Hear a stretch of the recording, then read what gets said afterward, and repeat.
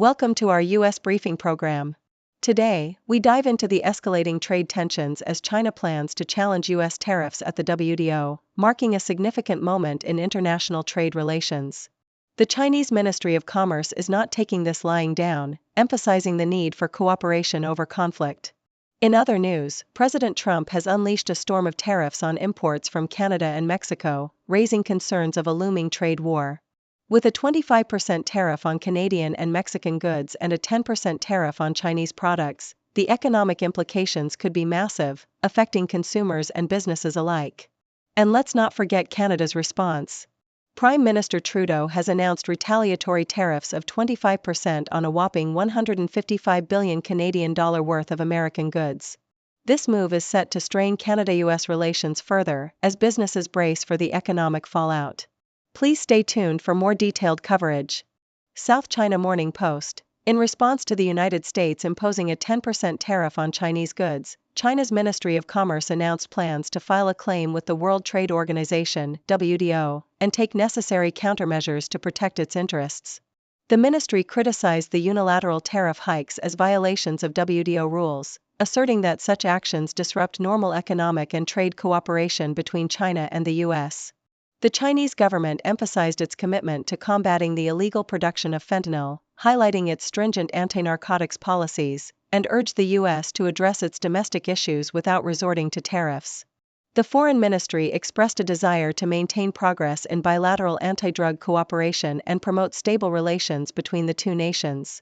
Nikkei Asia. President Donald Trump has escalated trade tensions by imposing 25% tariffs on imports from Canada and Mexico, alongside a 10% tariff on Chinese goods, citing a national emergency related to fentanyl and illegal immigration.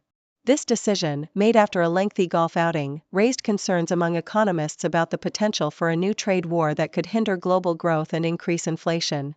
The tariffs will particularly affect the automotive industry, which relies on a complex supply chain across the three countries.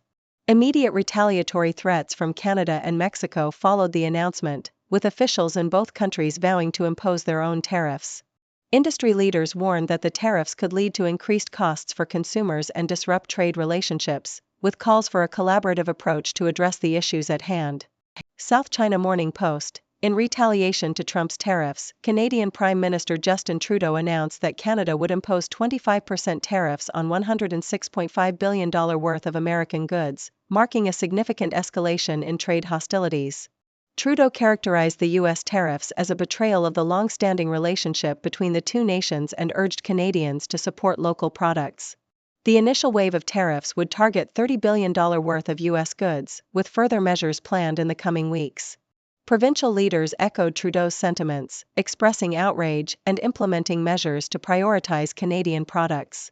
Business groups voiced concerns over the economic impact, predicting severe repercussions for the Canadian economy, particularly in the automotive sector, which is heavily intertwined with U.S. manufacturing.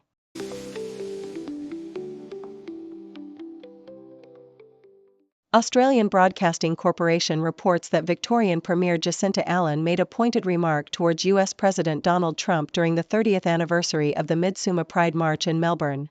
The event, which celebrated the vibrancy and diversity of Victoria's LGBTQ+ communities, saw thousands gather despite extreme heat warnings. Ms. Allen reflected on the origins of the Pride March, which began in 1996 as a response to discrimination, and emphasized the ongoing struggle against rising intolerance and hate targeting the LGBTQ+ community globally. She firmly stated that any right-wing leader looking to emulate the MAGA movement would face the united resistance of the Victorian community. In a separate incident, the Australian Broadcasting Corporation detailed the tragic collision of an American Airlines flight and a U.S. Army Black Hawk helicopter over Washington, D.C., resulting in no survivors. Preliminary investigations revealed discrepancies in altitude readings from both aircraft at the time of the crash, with the passenger plane at 325 feet and the helicopter at 200 feet. The National Transportation Safety Board, NTSB, is working to reconcile these differences using data from the helicopter's black box, which has been delayed due to water damage. The crash claimed the lives of 3 soldiers, including Captain Rebecca Lobach, highlighting the importance of black boxes in aviation safety investigations. Yahoo US highlights the standout players from the Senior Bowl week, which culminated in an exciting game won by the American team. Among the 12 notable prospects were defensive tackles Darius Alexander from Toledo and Joshua Farmer from Florida State, as well as linebacker Jeffrey Bassa from Oregon. The practices leading up to the game provided these athletes an opportunity to showcase their skills in front of NFL evaluators, particularly addressing the Cardinals' needs for the upcoming draft. As the draft process continues, these players will be watched closely during the combine and their respective pro days.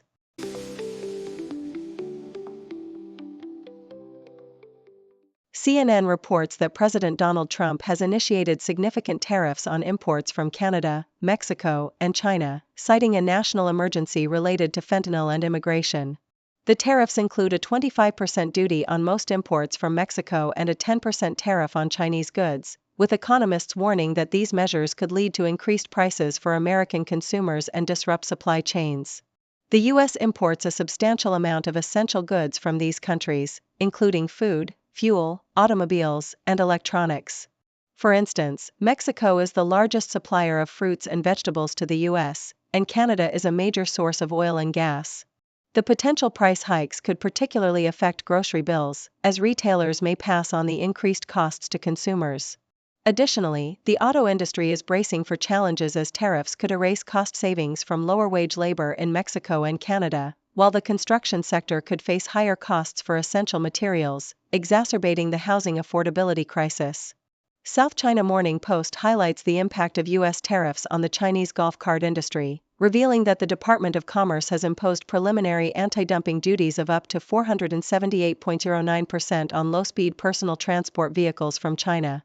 This move has prompted many Chinese manufacturers to consider relocating production overseas to maintain their business in the U.S. market, which comprises over 80% of their exports. For example, Zhejiang Taotao Vehicles has already opened a factory in Texas and is transitioning some production to Vietnam. The shift reflects a broader trend where Chinese companies are adapting to the tariff landscape by localizing manufacturing in the U.S. to avoid punitive tariffs, with plans for substantial investments in American production facilities. Kandi Technologies is also investing in U.S. manufacturing, indicating a significant shift in the global supply chain dynamics as companies navigate the challenges posed by U.S. trade policies. Thank you for tuning in. The content above showcases the latest briefing reports and analytical synopses, thoughtfully curated by the 6Do team. These insights stem from a wide array of reputable media outlets, think tanks, government sources, and specialized experts worldwide. We encourage you to explore these sources for a comprehensive perspective. Keep in mind that while the content may not always align with the official standpoint of 6Do Brief, it's not meant to be taken as absolute directives for decision-making. Comprising seasoned media professionals, learned scholars, and accomplished scientists, the 6Do team embodies a trailblazing, fully independent media entity. To customize 6Do Brief to meet your professional needs, you have the option to subscribe to a diverse array of briefings on our website, 6dobrief.com. Regardless of your location, you can conveniently receive 6Do Brief via email.